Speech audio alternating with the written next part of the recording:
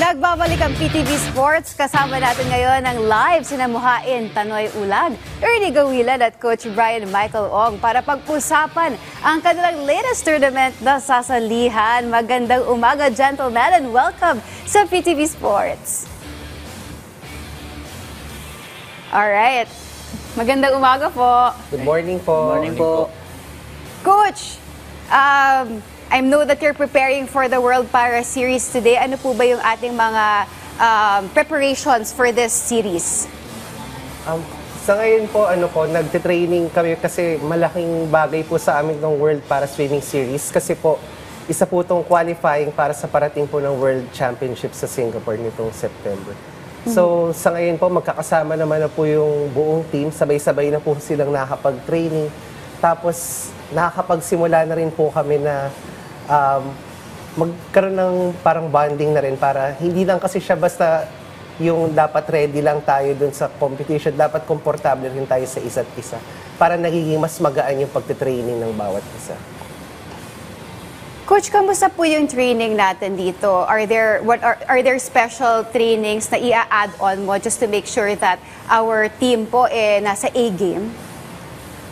So far, naging medyo challenging yung yung training namin kasi medyo late kami nakapunta sa Phil Sports kasi yung dorm namin nagkaroon po ng renovation. So, very happy naman po kami na nabigyan pa rin kami ng chance na magkasama-sama. At kahit naman po nung hindi kami sama-sama nung mga atleta, kami naman po usually nagte-training virtually, tapos nagko-consult din sila, tapos humihingi sila ng mga workout kay Coach Tony. So, hindi naman po sila napapabayaan din. Coach, I believe itong mga series of competition nyo is also to know yung classification ni Marco. Ano ba yung strategy ninyo for him in order to know yung classifications niya? For Marco Tinamisan po, for under review pa rin po siya ngayong 2025. Kasi ang initial classification niya po, noong 2023, nabigyan po siya ng sports class na S4. So we believe po na ang tamang category po para sa kanya is S3 kasi po dahil po sa mga impairments na meron siya. So hopefully po pagka na-class siya ng S3, mas magkaroon siya ng mas magandang chances para mag-qualify sa iba't ibang mas matataas na competition.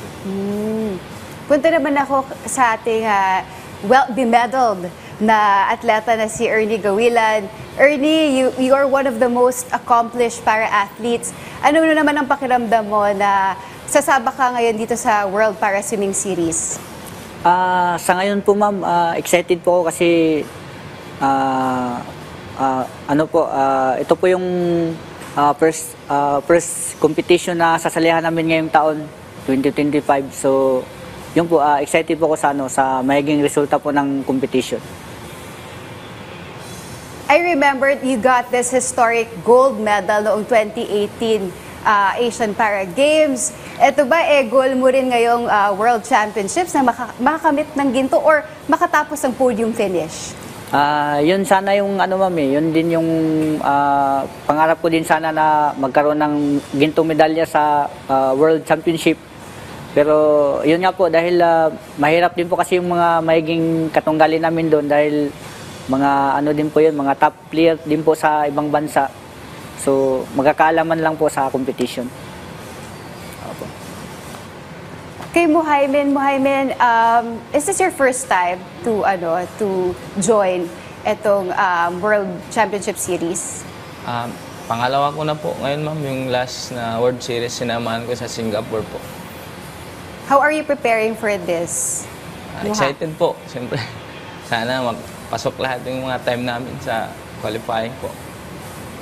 Sino ba yung pinakamabigat na makakalaban natin dito sa World Series? I believe even before it was always China. Yung sa akin po, andun pa rin yung China, Japan, Iran, yung sa breaststroke po, Indonesia. Madami po pag sa SB na yun.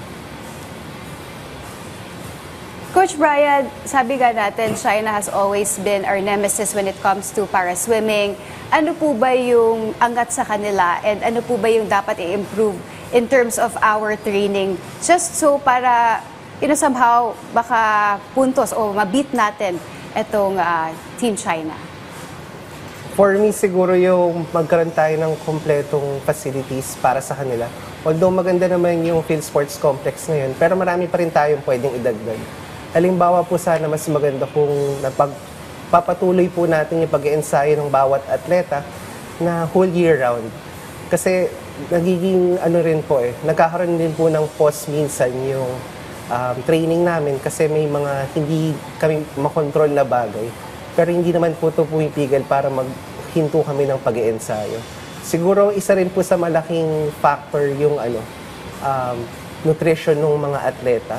Kasi kagaya nung nagkaroon tayo nito dati, yung sa mga atleta natin, habang nasa dorm sila, meron silang parang cafeteria na binibigay yung mga kailangan nilang pagkain, tapos naka-base sa mga kailangan nilang calories at macros yung pinapakain sa kanila. So individually, para ina-assess sila ng nutritionist natin dati. So hopefully, maibalik din siya. Coach Brian, meaning to say, right now po bang ating mga para-athletes, are they still in the dorm sa PSC o POC? Ngayon po nabigyan kami ng chance makakapag-dorm ulit. Pero nung earlier this year, talagang pinipilit namin na ipasok sila sa dorm. Tapos yung office namin talagang nakikipagtulungan din na para mabigyan kami ng chance na makapag-stay sila. Kasi iba pa rin yung training na magkakasama kami. Tapos mas namomonitor namin sila. Tsaka, ayun, parang iba lang talaga din pagka present yung coach namin. For Ernie Gawilan, Sir Ernie, I believe that for this upcoming competitions, mas papaitingin mo yung mga strategies mo. Ano yung nakikita mong dapat palakasin mo pa? Siguro sa ngayon, ma'am, yung stamina talaga yung yung pinaka-importante kasi lalong-lalo na sa akin, yung event ko is medyo mahaba, 400 freestyle. So kailangan yung endurance talaga yung yung pinagtuunan nila Coach Tony para sa akin at saka nila Coach Brian. Kay mo hamain, ano naman po yung kailangan yung i-improve? Sa akin po, ma'am, i-improve ko dapat yung time para kasi para maka-qualify sa World Champ po. At saka sana sa Paralympic din pag siniswerte po. May mga iba pa ba kayong pinaghahandaan apart from this World Championship Series? Malapit na rin ang Southeast Asian Para Games. Kamusta na rin po ba yung paghahanda natin doon? For the ASEAN Para Games or Southeast Asian Games equivalent ng para swimming, ano naman po siya, magsa-start kami sa January. Ang laban sa January siya magsa-start. So part na rin siya ng training kasi gusto namin mahaba din yung preparasyon. Kasi syempre dapat talaga pinaghahandaan siya, hindi lang yung basta magbibigyan tayo ng konting oras. Kasi nung nakaraang mga competition namin ng ASEAN Para Games, naging maganda yung performance ng para swimming. I believe nung sa Indonesia, naka-12 gold medals kami, followed by 10 gold medals nung nag-Cambodia. Tapos gusto naming ma-beat yung 12 na golds namin nakuha nung nakaraan sa Indonesia. So hopefully, makapag-produce kami ng magagandang result itong parating na ASEAN Para Games. This ASEAN Para Games, ba anong target ng ating pambansang koponan heading into this tournament? Sa ngayon, parang iba't iba kasi din yung nakakalaban. Since ito sa Thailand, parang marami rin sila mga batang atleta na bago. So, medyo magiging exciting din po para dun sa ibang mga athletes natin kasi marami ding mga hindi pa kilala na dun pa lang namin makikita. Coach Brian, as of now po ba, nagsa-scout pa rin po or nagta-try out ang ating national team in order to get more and young breed of swimmers?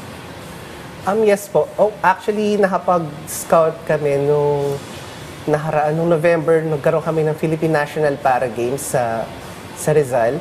So, yung mga nakuha naman doon, mostly mga bata sila. Sila naman yung isasabak natin sa Asian Youth Para Games na parating this year.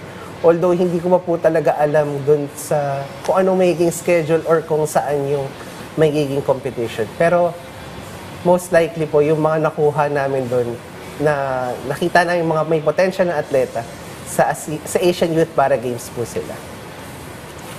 Finally, meron po ba kayong mga messages, shoutouts, at mga gustong batiin? The floor is yours po. Sir Ernie, let's start with you. Una-una po, gusto ko lang po magpasalamat sa Philippine Sports Commission sa patuloy po na suporta sa amin at sa aming NSA po at saka sa mga media po na sumusubaybay sa amin. Sana po wag po kayong manawang sumuporta at sumaybaybay sa sa para sport sa Pilipinas po. Coach Brian. Gusto ko po magpasalamat sa PhilSpada, sa PSC, sa pagsuporta sa amin. Nakakatuwa at hindi kami masyadong napapabayaan. Tapos, on behalf of the para swimming team din po, maraming salamat sa pagtsatsaga at pagte-training kasi alam kong hindi madali yung pag-ensayo natin. Tapos siguro maraming salamat din sa mga sponsors namin like si Tears, si Kinetic.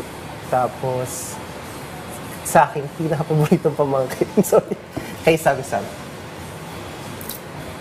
Finally, Muhaymin. Assalamualaikum warahmatullahi ta'ala wabarakatuh. Binabati ko pa din po yung kapatid kong Muslim na Happy Eid al-Fitr ngayong araw po. At saka maraming salamat po sa PSC, PhilSpada. At saka lahat ng sumusuporta ng para sport po. Hindi lang para swimming, lahat po ng sport. At saka sa coaches na nagsasakripisyo para sa aming mga atleta, maraming salamat po. At saka sa mga media na naniniwala po sa amin. Maraming salamat po. On that note, maraming salamat po sa inyo, ang Philippine Para Swimming Team. And I hope to see you soon po ulit.